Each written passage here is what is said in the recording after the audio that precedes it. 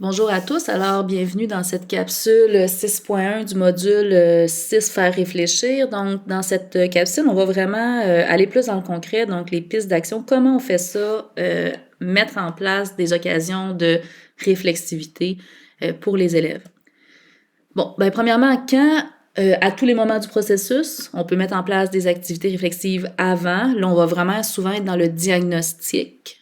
Autant pour l'étudiant, on veut lui faire un diagnostic donc de ses ressources, de ses forces, défis. On veut clarifier ses objectifs pour s'assurer qu'il a les bons objectifs d'apprentissage ou de lecture. On veut lui permettre vraiment d'essayer d'apprécier les défis et opportunités que le texte va lui donner. Évidemment, cet élément-là va revenir pendant également à mesure qu'il va découvrir le texte. On veut qu'il planifie sa lecture, donc tout ça, ce sont des choses qu'on va viser dans les activités qu'on va faire avant. Pendant la lecture, là, on peut davantage se centrer sur l'engagement, donc la persistance un peu qu'on est capable de mettre dans l'action. L'efficacité aussi, est-ce qu'on travaille bien? Est-ce que ça fonctionne, les objectifs qu'on s'était fixés? Est-ce qu'on arrive à les atteindre? Sinon, pourquoi? Est-ce que ce sont les bons objectifs rétrospectivement? Donc, ça, on est vraiment dans la régulation. On va évaluer justement donc la planification, est-ce qu'elle était juste en fonction des objectifs? Quels problèmes se posent? Comment je peux les régler? Bon. Et après, là, on retourne dans un peu une sorte de diagnostic rétrospectif sur tout ce qu'on a fait. Est-ce que les ressources que j'ai mobilisées, est-ce qu'elles étaient adéquates dans la situation? Est-ce qu'il m'en manquait des ressources? Au contraire, quelles sont vraiment les forces avec lesquelles j'ai vraiment pu aller plus loin? Les défis, ma capacité à relever ces défis-là, le niveau d'atteinte de mes objectifs qui va au terme, là, évidemment, là, ça devient beaucoup plus global comme un regard sur l'ensemble de ce qui a été fait. Les choix que j'ai été faits, les stratégies, les actions clés posées, est-ce que tout ça, c'est bien? La prochaine et on retourne évidemment dès qu'on est dans le après, on commence déjà à se projeter dans le avant, si on peut dire, quand je vous dis que c'est une sorte de démarche itérative, c'est-à-dire on revient vers l'importance dans les activités réflexives d'amener une perception de transférabilité. Donc, quels autres choix j'aurais pu faire pour la prochaine fois?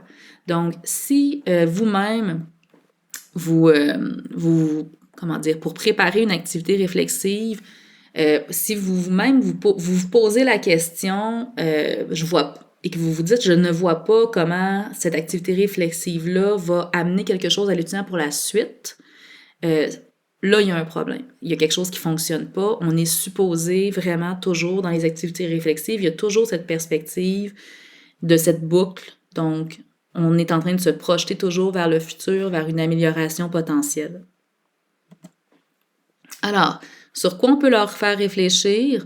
De façon générale, sur le processus de lecture littéraire, premièrement. Donc, le processus de lecture littéraire peut être observé sous deux angles. La mise en action de l'élève, où là, on est peut-être plus dans le métacognitif, plus sur, finalement, le regard vraiment sur, comment j'ai travaillé, les stratégies intellectuelles et, mettons, d'apprentissage que j'ai mis en œuvre, est-ce que ça fonctionnait? Est-ce que je me suis mis dans un bon contexte pour travailler adéquatement? Est-ce que j'étais assez investie, etc. Et par ailleurs, là, on retombe dans la sphère de la lecture littéraire, comment j'ai mis en œuvre la compétence spécifique sur laquelle je travaillais. Donc, est-ce que ma lecture littéraire était juste, plausible, riche? Est-ce que j'ai pu en retirer un enrichissement personnel, par exemple? Donc, on a ces deux niveaux-là, le niveau plus méta qui sont plus réflexion sur l'action en général dans le processus et l'autre niveau plus spécifique à la lecture littéraire. Comment est-ce qu'on peut faire des activités réflexives? En travaillant avec les dimensions d'autosurveillance et d'autorégulation. Donc, par exemple, demander à faire des textes réflexifs à l'étudiant, ça peut être un portrait de lecteur au début de la session et à la fin de la session, lorsqu'on est notamment dans l'autosurveillance. On peut faire des modélisations, demander aux étudiants en fait d'en faire pour qu'ils puissent eux-mêmes s'observer et se commenter soit leur autorégulation, soit leur autosurveillance. On peut leur demander de faire des commentaires audio ou vidéo, par exemple, sur rétrospectivement comment, à la fin de la session, par exemple, ils ont trouvé qu'ils avaient été capables de s'investir dans le processus ou comment est-ce qu'ils comprennent aujourd'hui la compétence de lecture littéraire. On peut faire des représentations graphiques, donc selon les différents types d'activités, est-ce qu'on peut observer une amélioration à travers les rétroactions que le prof a données. Donc, demander à l'étudiant de lui-même se reculer pour observer comment son processus ou ses actions clés se sont bonifiées ou non au cours de la session. On peut donner des mises en situation. Donc, par exemple, vous êtes en train de lire une œuvre ou de rédiger une dissertation, peu importe, et il vous arrive tel problème. Donc, vous ne comprenez pas, il y a quelque chose qui vous semble contradictoire ou pour une dissertation, vous vous rendez compte que votre idée principale n'est pas fonctionnelle parce qu'en expliquant vos preuves, vous vous rendez compte qu'en fait, vous avez peut-être vraiment mal orienté le tout. Que faites-vous? Donc, ce genre de mise en situation-là, de problème qui arrive régulièrement aux élèves, c'est vraiment intéressant parce que ça permet à un moment où eux-mêmes ne sont pas impliqués, de les amener à rationaliser et à essayer de trouver des solutions.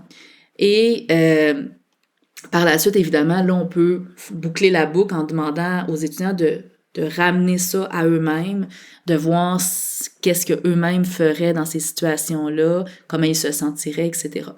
Des questionnaires, on va en revenir à ça, mais il y a toutes sortes de questionnaires, de bilans réflexifs qu'on peut poser des questions vraiment visant à provoquer la réflexivité.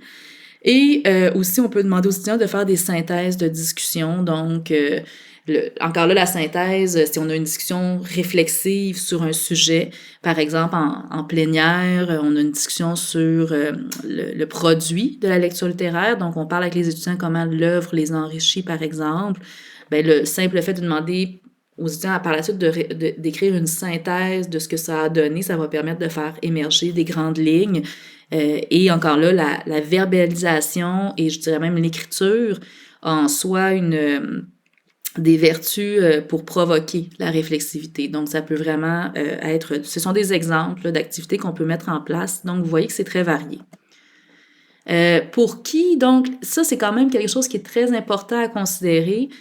Vous avez vu, en fait, qu'il y a beaucoup de types, de niveaux, on pourrait dire, de réflexivité qu'on peut demander aux étudiants d'opérer. Et évidemment, le temps est réduit. Et dans certains cas, par ailleurs, bon, dans un monde idéal, on prendrait le temps de tout faire, mais c'est pas forcément toujours si pertinent que ça. Donc, est-ce que c'est si pertinent de faire un bilan réflexif plus de nature métacognitive? Donc, où l'étudiant va évaluer ses forces et faiblesses dans l'action, par exemple, pour un étudiant qui est hyper compétent à ce niveau-là, très, très performant, c'est rarement nécessaire. Donc, dans un monde idéal, c'est toujours bon de réfléchir à ces techniques de travail, mais peut-être que pour certains étudiants, ce n'est pas un impératif et qu'on peut tout à fait là, le laisser de côté. Donc, de façon générale, quand on va décider de faire une activité réflexive, pour décider le type d'activité réflexive qu'on met en place, on va essayer d'être cohérent, évidemment avec l'objectif qu'on poursuit, mais aussi par rapport au groupe ou à la personne même à qui on demande de faire cette activité-là. Donc, c'est certain que avec des étudiants, par exemple, qui éprouvent des difficultés en lien à la motivation, à l'engagement, à l'organisation, ben peut-être qu'une réflexion sur l'action, donc vraiment comment vous travaillez, à quel point vous évaluez que vous avez travaillé adéquatement, des choses comme ça pour les responsabiliser, ça devient pertinent. Par contre, peut-être qu'avec des étudiants qui, à ce niveau-là, s'en sortent très bien, c'est peut-être plus, si on est dans un cours un petit peu plus avancé, on va vouloir davantage développer l'autonomie vraiment dans la compétence et pas de manière générale. Donc là, on peut vraiment faire réfléchir les élèves sur leur choix de stratégie de lecture. Est-ce que c'était des choix judicieux? Donc, des élèves qui ont déjà une expérience de lecture littéraire et qui sont engagés, c'est vraiment ce type d'activité réflexive-là qui va être plus intéressante pour eux, ou même des activités réflexives sur le produit de la compétence. Donc, il faut vraiment réfléchir. Tout n'est pas bon dans tous les contextes, et là, c'est encore là que le jugement professionnel des personnes enseignantes est vraiment essentiel. Donc, à ce propos-là, je souligne l'important de ne pas confondre le propos sur le produit et le propos sur le processus. Donc, le mot propos, on l'a utilisé un petit peu plus dans les modules plus tôt, module 3, par exemple, si je me souviens bien. Donc, on disait que dans une compétence, on a le produit, le processus et le propos. Le produit, c'est l'enrichissement de l'individu dans le cadre de la lecture littéraire. Le processus, c'est toutes les actions clés mises en œuvre à travers différentes postures de lecture pour susciter cette interaction-là entre l'altérité, le monde extérieur et le lecteur et l'enrichir. Et le propos, c'est justement cette réflexivité qui est au centre du module 6 dans lequel on est. Le propos, c'est le regard un peu méta de l'individu sur ce produit et ce processus. Cela dit, justement, il faut comprendre que ce regard méta-là, il ne sera pas le même. Donc, le propos sur le produit, donc la réflexivité, si vous préférez, sur le produit, dans ce cadre-là, l'étudiant va vraiment s'exprimer sur la manière dont la relation avec le texte a modifié son rapport à lui-même, par exemple dans ses savoir-être, au monde, dans sa compréhension de son monde actuel ou du monde où l'œuvre a été, dans lequel l'œuvre qui a été écrite s'ancre, ou sur l'altérité qui est portée par le texte. Donc ça, on peut penser à des synthèses de journal de lecture qui vont vraiment mettre en lumière tout ce qui a été construit au moyen de la lecture littéraire des différents textes qui ont été proposés tout au long d'une session. Ça pourrait être un exemple. Donc, à travers le texte A, il s'est passé ça, texte B, texte C. Donc, globalement, je me rends compte que ma vision de telle thématique, mettons de la résilience, a vraiment fait changer mon regard sur tel type de situation, a confronté un peu comment j'étais à tel égard. Par ailleurs, ça m'a confirmé certains éléments. Bon, là, on est vraiment dans le propos sur le produit. Le propos sur le processus, là, on est vraiment davantage en tant que lecteur. Comment je suis, moi, en tant que lecteur, lectrice. Donc, c'est quoi mes forces, mes ressources, mes défis. Et là, ça, on va pouvoir voir ça avec un carnet réflexif.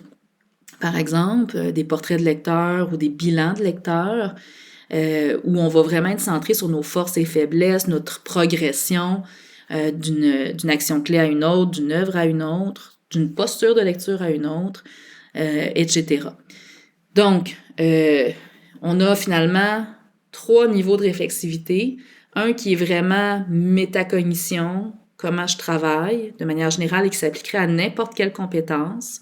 Et on a la réflexivité ou le propos, si vous voulez, sur le produit et le processus.